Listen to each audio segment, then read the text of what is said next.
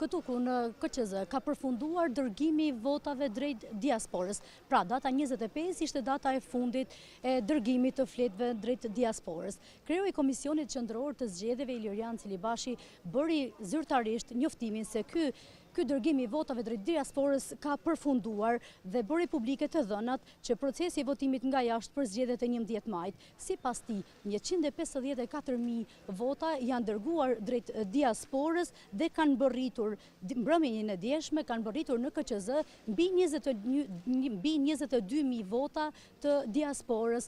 Këtu do të bëjmë dije me anë të operatorit dhe numërimin intensiv që po bëhet për votat që kanë bërritur mbrëmjen e djeshme, pra 22.000 fletë votimi, ku dhe ka nisur numërimi i fletëve të ardhura për t'i ndarë me secilin qark.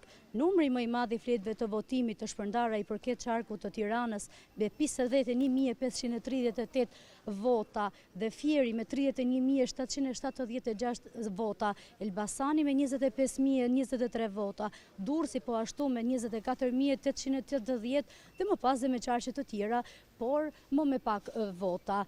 Ndërsa të ndara sipas shteteve janë dërguar në Itali 89.774 zarfe, në Greqi 67.185, në Gjermani 25.075 dhe në Shtetet e Bashkuara dhe Amerikë mbi 20.289. Votuesit në diasporë kanë kohë të plotësojnë dhe të dërgojnë fletët e votimit me post deri javën e fundit të muajit maj.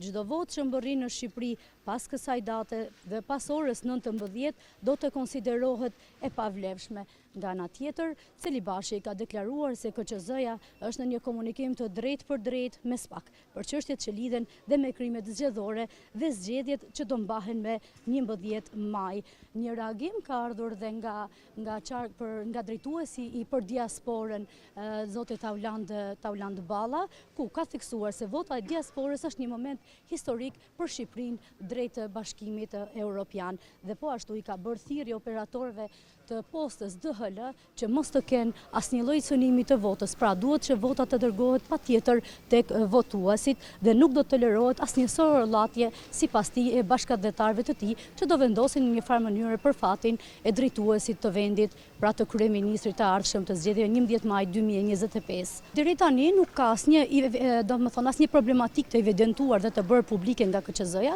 por Celibashi ka bërë thirrje që çdo ankesë që duhet të kenë dhe që duhet të publikohet për publikun që duhet ta di patjetër, ka thënë që do jetë i hapur për bashkëbisedimin me median, por deri më tani nuk ka asnjë problem të shpallur ose të bërë publike në media.